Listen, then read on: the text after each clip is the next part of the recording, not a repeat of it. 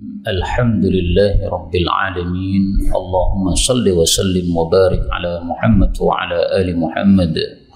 اللهم انفعنا بما علمتنا وعلمنا ما ينفعنا وزدنا علما وبارك لنا في علمنا وارزقنا الإخلاص في القول والعمل كاملا وعلما نافعا لا ينسى وتوفيقا دائما وصحة ويقينا وعافية. اللهم افتح لنا كل خير ويسر لنا كل أمور.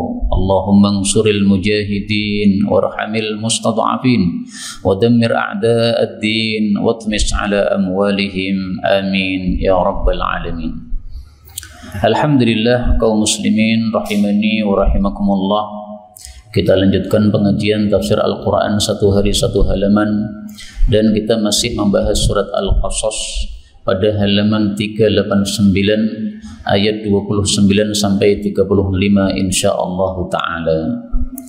A'udzu billahi as-sami'il 'alim minasy syaithanir rajim min hamzihi wa nafthihi wa nafthihi. فلما قضى موسى الأجل وسار بأهله آنس من جانب الطور نارا قال لأهلهم كثوا إني آنست نارا لعلي آتيكم منها بخبر أو جذوة من النير لعلكم تصطلون. فلما أتاها نودي من شاطئ الوادي الأيمن في البقعة المباركة من الشجرة أي يا موسى إني أنا الله رب العالمين وأن ألق عصاك. فلما رئيها تهتز كأنها جان ولي مدبرا ولم يعقب. يا موسى أقبل ولا تخف إنك من الآمنين. أسلك يدك في جيبك تخرج بيضاء من غير سوء واضمم إليك جناحك من الرهب فذلك برهانان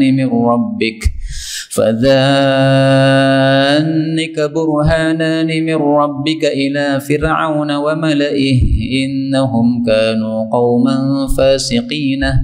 قال رب إني قتلت منهم نفسا فأخاف أن يقتلوني وأخي هارون هو أفصح مني لسانا فأرسله معي يرد أن يصدقني إني أخاف أن يكذبوني.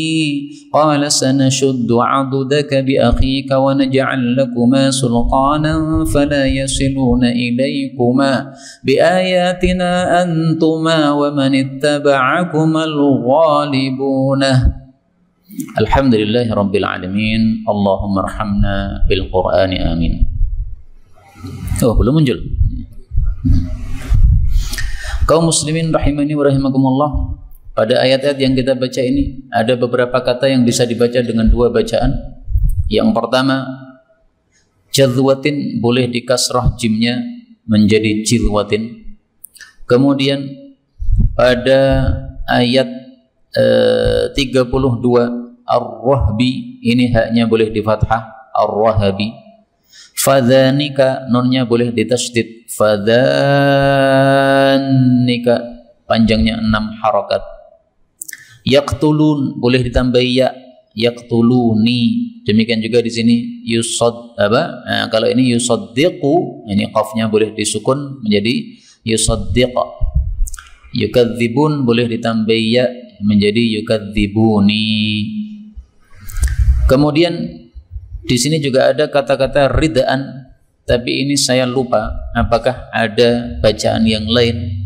Seingat saya ada bacaan ridan, tapi karena saya lupa, belum sempat lihat kitabnya, saya tidak kasih tanda di sini. Insya Allah merujuk lagi pada kitabnya, ya, karena mempelajari kitab ilmu qiraat ini saya tidak memperdalam, saya hanya pernah mengikuti daurah dalam bab ilmu qiraat.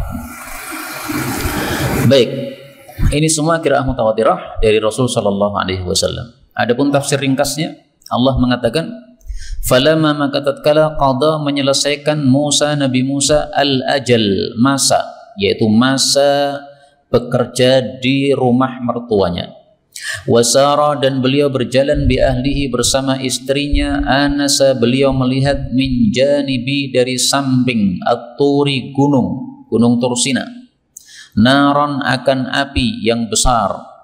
Qala, beliau mengatakan li ahlihi, kepada keluarganya, kepada istrinya, umkuthu, tinggallah kamu di sini.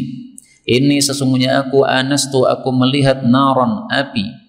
La'alli, barangkali aku, atikum, aku datang kepada kalian, minha, dari api tadi, bi khabarin, dengan berita, au jilwatin, atau nyalaan, minan nari, dari api, la'allakum, semoga kalian tastolun, kalian menghangatkan diri.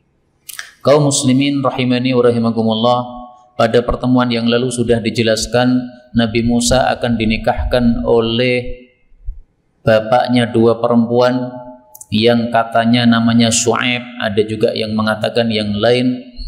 Kemudian syaratnya atau maharnya adalah menjadi pekerja bagi bapaknya tadi, menggembala kambing selama 8 sampai 10 tahun, disuruh milih, 8 tahun boleh, 10 tahun juga boleh.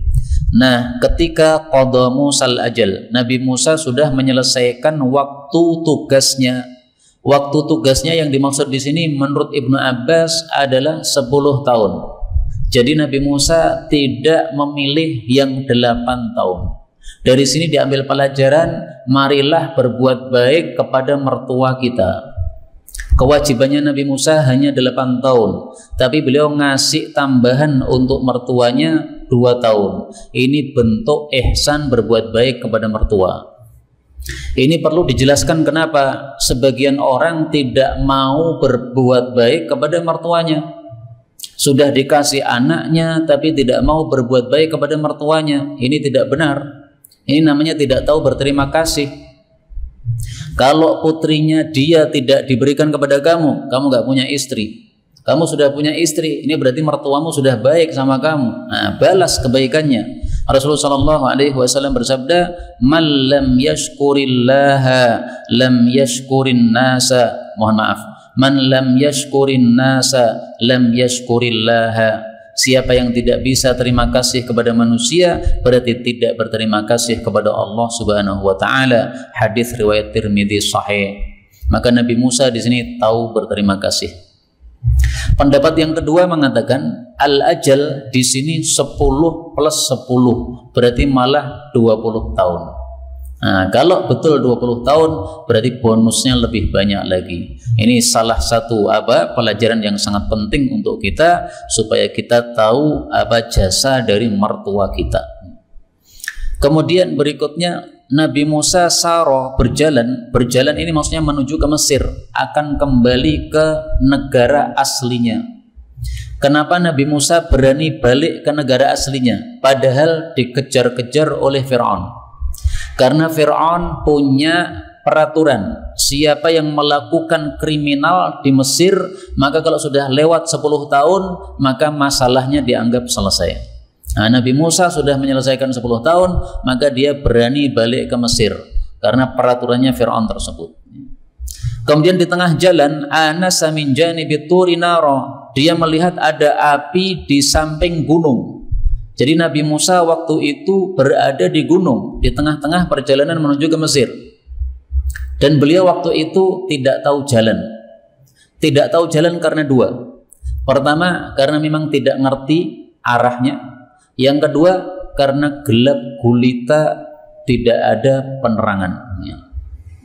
Maka Nabi Musa mengatakan kepada istrinya, "Umkuthu inni anastu nara." Di sana ada api, kamu tinggal di sini dulu, tunggu saya. Saya akan menuju ke arah api. Supaya apa? La'alli atikum minha bi khabarin aw jidwatin minan nar. Karena kalau saya datang ke api, ada salah satu dari dua manfaat. Manfaat pertama, bi khabar. Saya bisa mendatangkan berita, yang dimaksud berita ini adalah berita jalur yang benar menuju ke arah Mesir. Barangkali di dekat api itu ada orang yang sedang menyalakan api, yang tahu arah ke Mesir, maka saya akan bisa bertanya kepada dia arah ke Mesir. Itulah yang dimaksud khobar di sini. Manfaat yang kedua, aujidwatin minan nar, atau kita bisa ambil sepercik api karena sedang kedinginan. Itulah yang dimaksud tastalun, engkau menghangatkan diri karena waktu itu musim dingin. Bayangkan Pak, musim dingin, kebingungan arah jalan, gelap gulita di area gunung. Tahu sendiri kan, dingin di area gunung itu dinginnya kayak apa? Kondisi biasa saja gunung itu sudah dingin, apalagi musim dingin. Ini bertubi-tubi apa ujian yang diberikan oleh Allah kepada Nabi Musa alaihi salatu wassalam. Dan dari sini kita ambil pelajaran, seorang suami berbuat baik kepada istrinya. Istrinya kedinginan, kasih selimut. Istrinya kedinginan, kasih api ini supaya apa? Hangat badannya. Istrinya sakit, dipijit-pijit.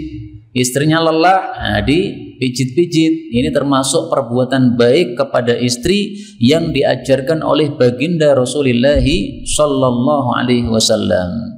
Saya tampilkan dalilnya. Rasulullah bersabda, khairukum li ahlih. Orang-orang baik di antara kalian umat Islam adalah yang terbaik kepada istri-istrinya. Hadis riwayat Tabarani. Rasulullah sallallahu alaihi wasallam bersabda, khairukum li ahli. Orang terbaik kalian adalah yang terbaik kepada istrinya. Wa ana khairukum li ahli, dan saya ini kata Nabi yang terbaik untuk istriku. Maka menirulah Rasulullah sallallahu alaihi wasallam untuk bisa berbuat baik kepada istri. Satu hal yang harus digarisbawahi, kita berbuat baik kepada istri itu bukan karena istri, tapi karena Allah. Istri juga begitu. Istri masakkan suami jangan karena suami, tapi karena Allah. Kenapa? Karena kalau kita beramal karena manusia, nanti mudah gelo. Istri masakkan untuk suami, ternyata nggak dimakan, gelo.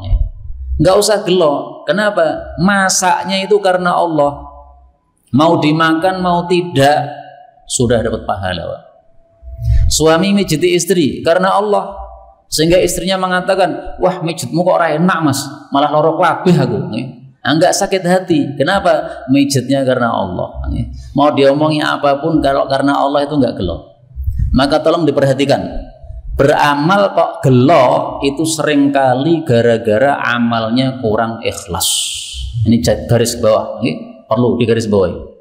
Kita beramal kok gelo, misalnya sedekah gelo, kemudian membantu orang gelo, kemudian ngajar gelo itu biasanya tidak ikhlas. Kalau sudah ikhlas, Allah kasih pahala, selesai.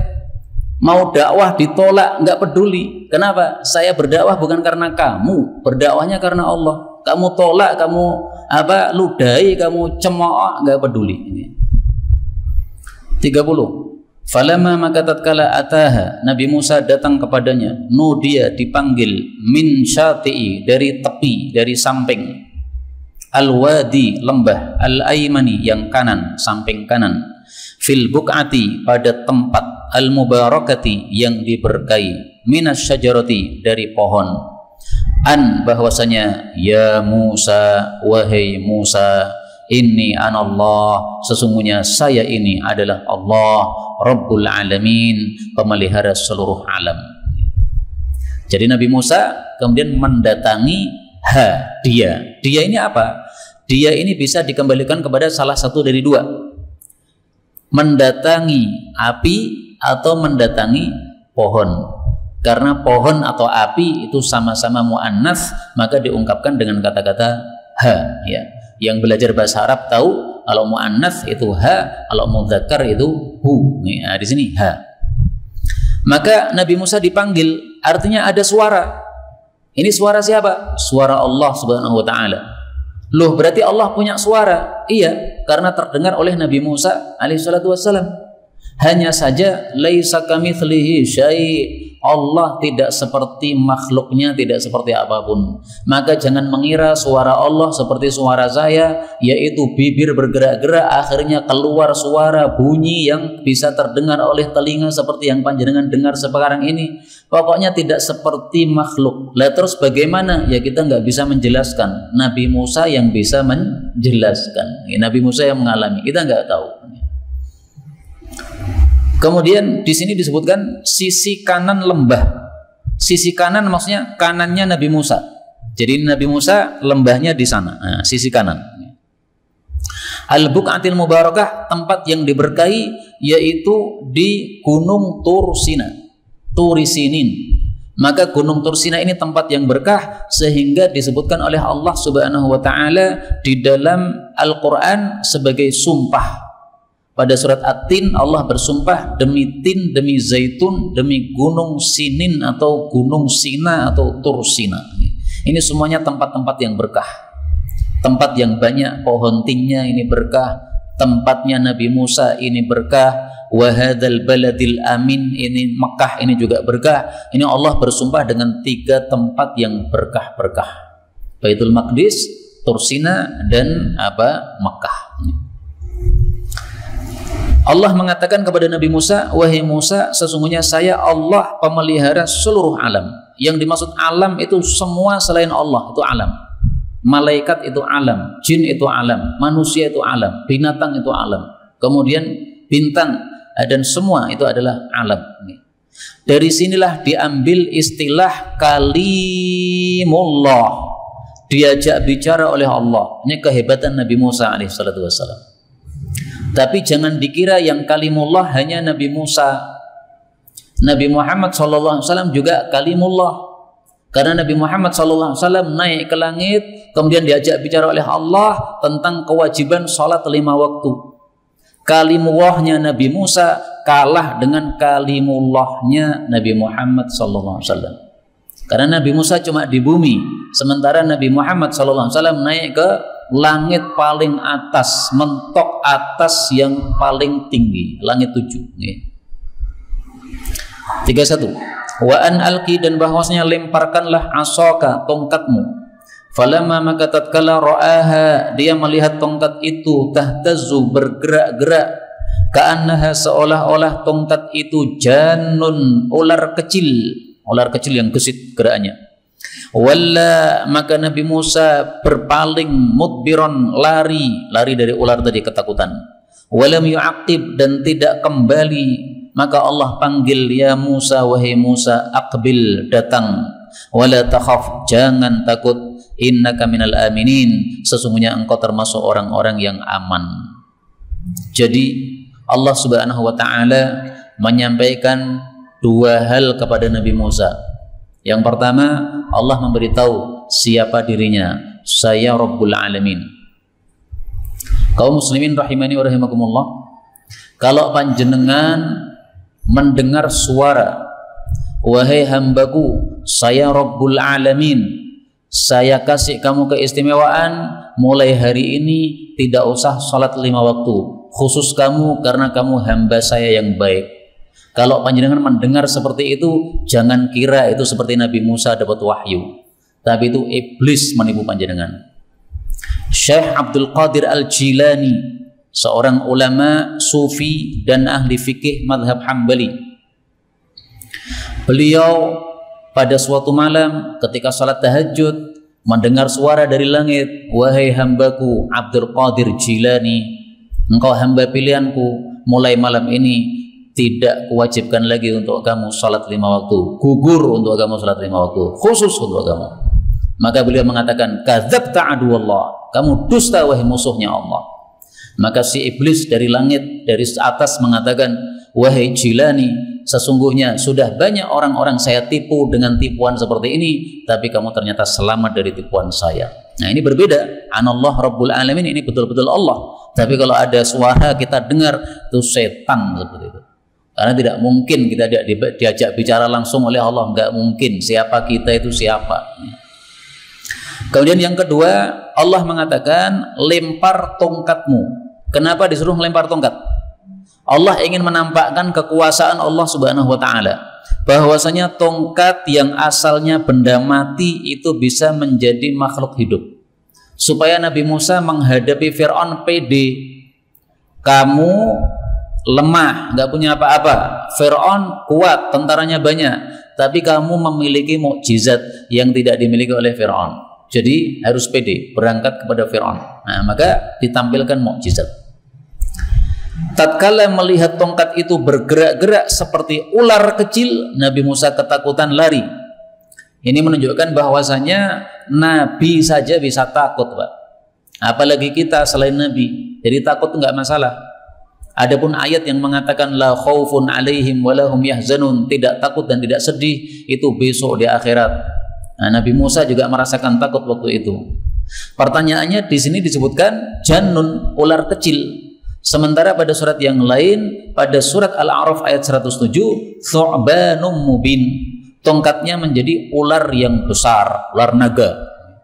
Nah, ini dua ayat tidak bertentangan, karena ketika Allah menunjukkan bentuknya itu thu'banum mubin, bentuknya besar. Tapi ketika Allah membicarakan gesitnya, gerakannya, itu Allah katakan ka'annaha jan, seolah-olah dia itu ular kecil yang gesit. Makanya kalimatnya ka'anna, ya, seolah-olah. Bodinya gede, tapi gesitnya bukan main. Di sini mukjizatnya Nabi Musa berarti dua. Satu, tongkat bisa jadi ular. Dua, ular gede yang biasanya lambat jalannya, ini gerakannya secepat ular-ular kecil. Menakutkan sekali, Pak. Bayangkan Anda lihat ular besar, gerakannya gesit sekali, menerkam Anda, ngeri banget, menakutkan. Makanya Nabi Musa takut itu wajar. Kemudian Allah mengatakan, "Hei Musa, kamu datang lagi ke sini, jangan takut, kamu aman." Kenapa aman? Ya, disebutkan oleh Allah pada surat yang lain. Pada surat An-Naml ayat 10 Allah mengatakan, "Ya Musa la takhaf, wahai Musa jangan takut, inni la yakhafu ladayyal mursalun." Sesungguhnya tidak takut di hadapan saya para rasul-rasul yang diutus oleh Allah. Jadi artinya kamu itu rasul, maka kamu itu pasti aman, tidak mungkin kamu mendapatkan apapun ketakutan padahal engkau di depan saya, di hadapan Allah Subhanahu wa taala. Allah katakan, usluk, masukkanlah yadaka, telapak tanganmu, fi jaibika, pada gomismu. Jaib itu belahan gomis nih. Jadi gomis kan ada depannya, ada belahannya, Pak. Nah, itu tangannya suruh masukkan ke belahannya sini, ya, dimasukkan ke gomis. Takhruj, telapak tangan itu keluar, baydha, putih, min ghairi su, tanpa keburukan.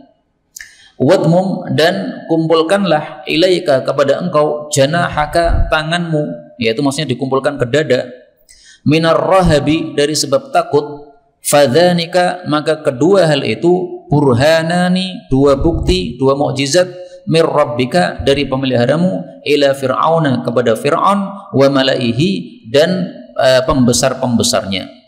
Innahum, sesungguhnya mereka, kanu, adalah mereka, qauman fasikin, kaum yang fasik. Kaum muslimin rahimani wa rahimakumullah, di sini Allah perintahkan dua hal supaya Nabi Musa mendapatkan mukjizat. Perintah yang pertama, masukkan tangan ke jaib, ke belahan baju yang depan ini. Kalau sudah dimasukkan, kemudian dikeluarkan, maka akan keluar sinar terang benderang seperti matahari. Itulah yang dimaksud baydha, putih seperti sinar matahari. Makanya Allah mengatakan min ghairi su, sinarnya bukan sinar yang buruk. Sinar yang buruk, putih yang buruk seperti apa? Para ulama katakan misalnya putih belang. Nah, itu putih yang tidak baik. Sehingga maksudnya ini putihnya putih mukjizat, bukan putih penyakit, bukan. Kemudian mukjizat yang kedua, disuruh mengumpulkan tangan ke dada, janahaka, sayap itu maksudnya tangan, ya. Jadi manusia kalau dikatakan apa sayap itu maksudnya tangannya, disuruh kumpulkan ke dada. Kalau sudah dikumpulkan ke dada begini, ketika rasa takut tiba, maka tiba-tiba rasa takutnya hilang. Enak banget, Pak. Apakah ini bisa kita terapkan? Kalau kita takut kemudian kita kumpulkan tangan ke dada langsung hilang? Ya enggak harus, ya. Karena ini kan mukjizat untuk Nabi Musa alaihissalatu wassalam. Pertanyaannya, rahab, ketakutan Nabi Musa ini ketakutan apa? 3 ketakutan. Ketakutan pertama, takut karena melihat ular besar. Maka disuruh kumpulkan tangan ke dada, takutnya hilang. Yang kedua, takut untuk memasukkan tangannya ini karena terang benderang. Jadi beliau setelah memasukkan tangannya ke jaib tadi, keluar sinar terang benderang, mau memasukkan lagi ketakutan. Karena sinar terang benderang ini kalau ditempelkan ke dada khawatir terbakar dan sebagainya, saking terangnya. Nah, maka Nabi Musa disuruh untuk masukkan ke dada, nggak akan ada bahaya. Ini ketakutan yang kedua. Ketakutan yang ketiga, masih tersisa rasa takut kepada Fir'aun. Meskipun sudah selesai masa 10 tahun tadi, tapi rasa takut kepada Fir'aun masih ada. Ini 3 ketakutan Nabi Musa alaihissalam. Takut kepada ular, takut kepada sinar terang benderang, dan takut kepada Fir'aun. Allah katakan burhanan, itu 2 mukjizat saya berikan kepada engkau. Apakah mukjizat beliau cuma 2? Tidak. Tetapi mukjizat yang terbesar adalah 2 ini. 1, dilemparkannya tongkat. 2, keluarnya sinar dari tangan. Ini 2 mukjizat terbesar Nabi Musa alaihissalam. Mukjizat Nabi Musa yang lain disebutkan oleh Allah Subhanahu wa taala pada surat Al-Isra ayat 101. Walaqad ataina Musa 9 ayatin bayyinat. Kami sudah kasih Nabi Musa 9 mukjizat yang jelas. Nah, maka 2 mukjizat ini bukan berarti hanya mendapatkan 2, tapi ini adalah mukjizat yang terbesar. Rasulullah bersabda bahwasanya setiap nabi pasti dikasih mukjizat. Ma minal anbiya min nabiyyin, tidak ada seorang pun nabi illa waqad u'tiya minal ayat, kecuali dikasih mukjizat ma mithluhu amana alaihil bashar, yang menyebabkan manusia jadi beriman. Artinya tidak bisa ditolak. Kalau datang mukjizat menolak berarti pasti itu karena kesombongan, karena nggak bisa ditolak, nggak bisa dibantah. Bahwasanya ini tanda nabi, nggak bisa dibantah. Kalau masih bantah berarti karena kebohongan, karena kesombongan. Ini hadis muttafaqun alaih. Kemudian Allah Subhanahu wa taala mengatakan di sini, innahum kanu qauman fasiqin, sesungguhnya mereka Fir'aun dan bala tentaranya adalah orang-orang yang fasik. Fasik itu artinya secara bahasa keluar. Maka yang dimaksud di sini adalah keluar dari ketaatan kepada Allah Subhanahu wa taala. Disuruh ibadah kepada Allah malah nyembah kepada selain Allah Subhanahu wa taala. Disuruh iman malah kafir. Ini berarti keluar dari ketaatan kepada Allah Subhanahu wa taala. 3. Qala, beliau mengatakan, Rabbi wahai Rabbku, ini sesungguhnya aku qataltu sudah membunuh minhum dari mereka nafsan, 1 nyawa. Fa akhafu, maka saya takut ayyaqtulun, bahwasanya mereka membunuh saya. Jadi ketakutannya Nabi Musa kepada Fir'aun itu adalah takut kalau dikisos dibalas bunuh. Itu ketakutannya. Meskipun tadi ya sudah ada aturan dari Fir'aun 10 tahun orang melakukan kriminal maka sudah dibebaskan dari hukuman kriminal tadi. Tapi bisa saja kan Fir'aun mengubah kebijakan, khusus Musa tidak saya hapuskan, harus dibunuh. Bisa saja, masih ada ketakutan. Sebelum dilanjutkan ini tolong dicek dulu.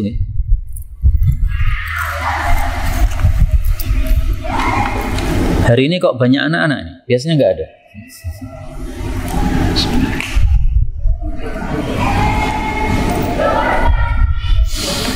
Anak-anak jangan rame-rame ya, karena mengganggu pengajian.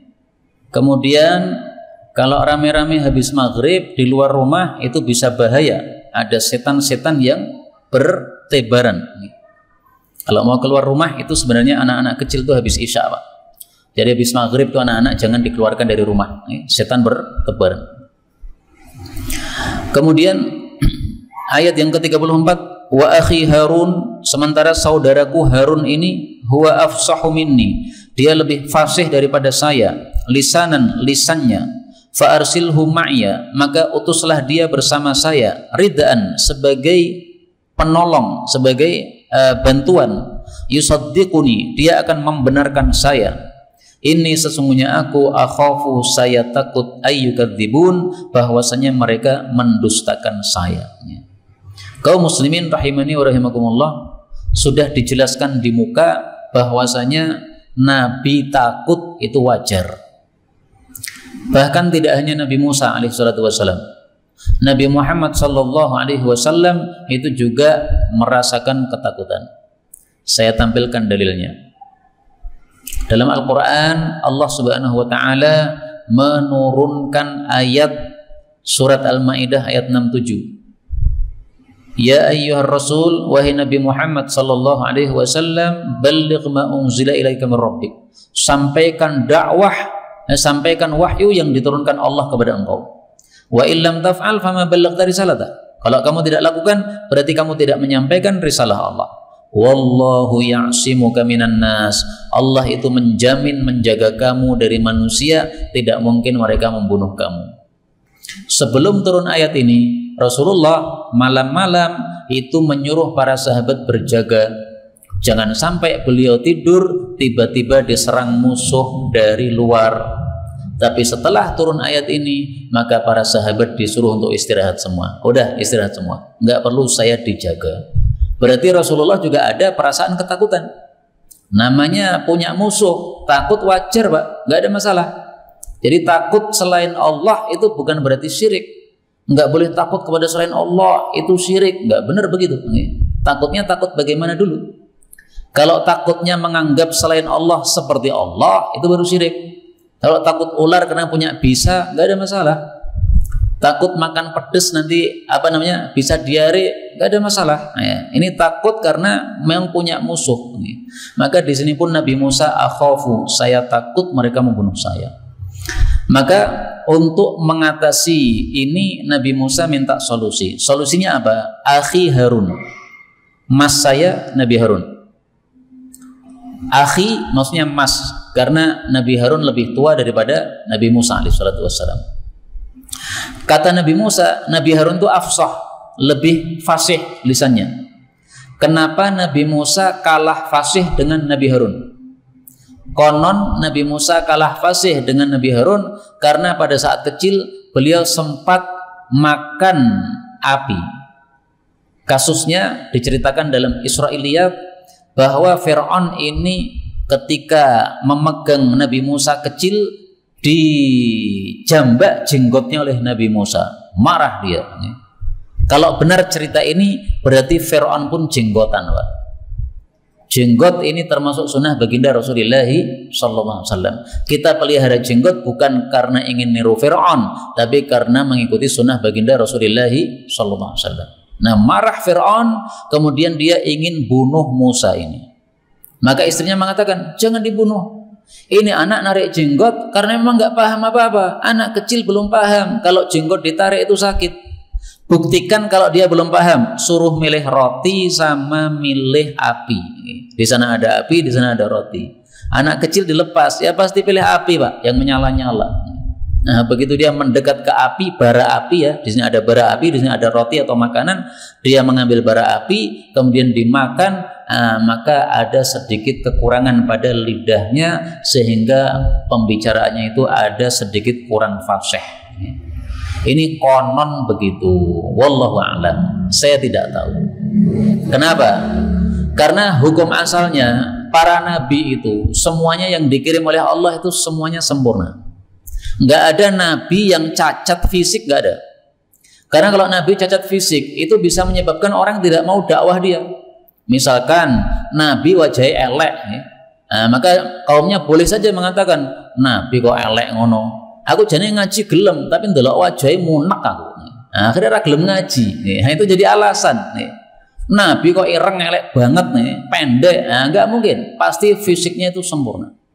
Nah, maka cerita ini saya enggak tahu, tetapi cerita ini populer sehingga itulah penjelasan untuk kata-kata afsah di sini. Nabi Harun lebih fasih. Beliau ada kekurangan sedikit dalam bicara. Nabi Musa katakan, utuslah dia itu menjadi pembantu saya, penolong saya, yaitu penolong dalam dakwah. Maka maksudnya Nabi Musa adalah tolong nabinya jangan hanya satu tapi dua. Saya nabi, dia juga nabi.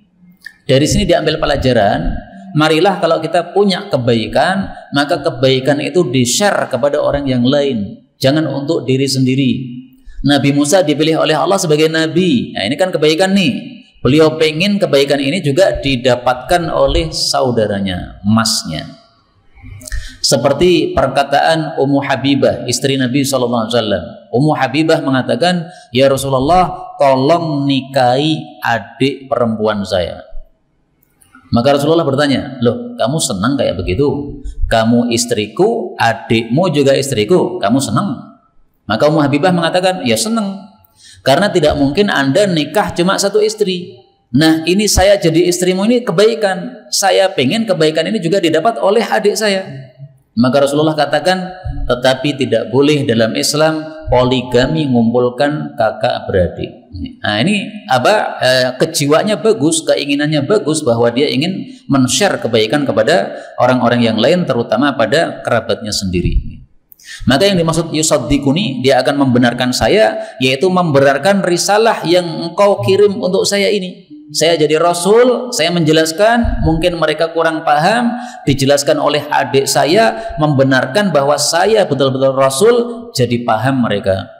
Mungkin kalau saya yang menjelaskan, mereka belum bisa mengakui saya sebagai Rasul. Tapi kalau yang menjelaskan mas saya, mungkin mereka akan jadi paham bahwa saya ini sebagai Rasul. Itulah makna inni akhaf ayyukadzibun. Saya khawatir mereka mendustakan saya kalau saya saja yang menjelaskan. Kalau dijelaskan oleh dua orang, jadi lebih paham.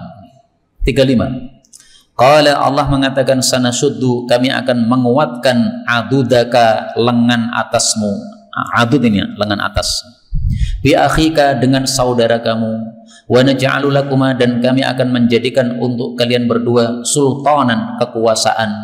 Fala yasiluna, maka mereka tidak akan sampai ilaikuma, kepada kalian berdua. Bi ayatina, dengan ayat-ayat kami, antuma, dengan mukjizat-mukjizat kami dan ayat-ayat kami, antuma, kalian berdua, wa manittaba'akuma, dan orang-orang yang mengikuti kalian berdua, al-ghalibun, akan menang. Allah mengatakan, kami akan kuatkan lengan atasmu dengan saudaramu. Ini ungkapan orang Arab. Maksudnya, kami akan bantukan saudaramu menolong kamu. Jadi bukan berarti lengan atasnya Nabi Musa jadi gotot, metel, bukan begitu ya. Tapi maksudnya kamu akan kuat dengan sebab saudaramu. Maka dari sini diambil pelajaran, al-mu'min qawiyyun bi akhih. Orang beriman itu menjadi kuat dengan sebab saudaranya. Jadi kita ini kalau berdiri sendiri-sendiri lemah, Pak. Kalau pengen kuat, ukhuwahnya dijaga, sinergi, maka jadi kuat.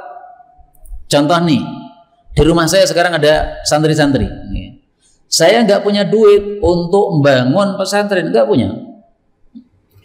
Tapi ada yang mengirimkan dana, membeli tanahnya, kemudian tanahnya diwakaf. Habis itu tanah sudah selesai diwakaf, bangunannya butuh dirombak. Ada yang kirim dana lagi. Bangunan selesai, cuma ada keramik begini, dingin untuk santri-santri, perlu tikar atau alas ya. Maka ada yang kirim dana lagi. Ini al-mu'min qawiyyun bi akhih. Orang beriman itu kuat dengan sebab saudaranya. Karena itu jagalah ukhuwah sehingga akan menjadi sinergi untuk kaum muslimin. Kalau kita tidak ukhuwah, maka nanti kita akan melemah. Umat Islam jangan bertengkar. Umat Islam bertengkar menyebabkan kelemahan sehingga musuh bisa menguasai umat Islam. Ini pelajaran penting yang dapat kita tarik dari ayat ini. Kemudian Allah mengatakan, kami akan berikan untuk kalian berdua sultan, kekuasaan. Maksudnya kekuasaan untuk mengalahkan orang-orang kafir. Dari sebab kekuasaan ini, efeknya apa? Fala yasiluna ilaikuma. Mereka tidak akan bisa sampai kepada kalian berdua, yaitu tidak bisa sampai dengan keburukan, memberikan keburukan, membunuh, menjotos dan sebagainya, nggak bisa. Jadi ini sudah dijamin oleh Allah. Maka jaminan ini seperti ayat yang disampaikan kepada Nabi Muhammad sallallahu alaihi wasallam tadi, surat Al-Maidah ayat 67, wallahu ya'simuka minan nas. Allah itu menjaga engkau dari manusia sehingga tidak mungkin mereka membunuh engkau. La yasilun, ya. Mereka tidak akan bisa sampai kepada engkau dengan keburukan, dengan kemadharatan, dengan membunuh, nggak bisa. Allah kemudian menjanjikan, dengan mukjizat yang kuberikan, kamu dan semua yang mengikuti kamu, yaitu orang-orang beriman, pasti akan menang. Al-ghalibun, menang, yaitu menang terhadap musuh, yaitu Fir'aun. Dan ini janji Allah janji Allah tidak mungkin diselisih. Innallaha la yukhliful mi'ad. Allah tidak akan menyelisih janji, dan ternyata terbukti Fir'aun kemudian ditenggelamkan oleh Allah Subhanahu wa taala. Karena itu kita ambil pelajaran dari sini, siapa yang menolong agama Allah pasti ditolong oleh Allah. Siapa yang ditolong oleh Allah tidak akan ada yang bisa mengalahkannya. Mari kita semuanya menolong agama Allah Subhanahu wa taala dengan menyebarkan atau mendakwahkan Islam ini dan mengamalkan ajaran-ajaran Islam. Wallahu a'lam bissawab. Walhamdulillahi rabbil alamin.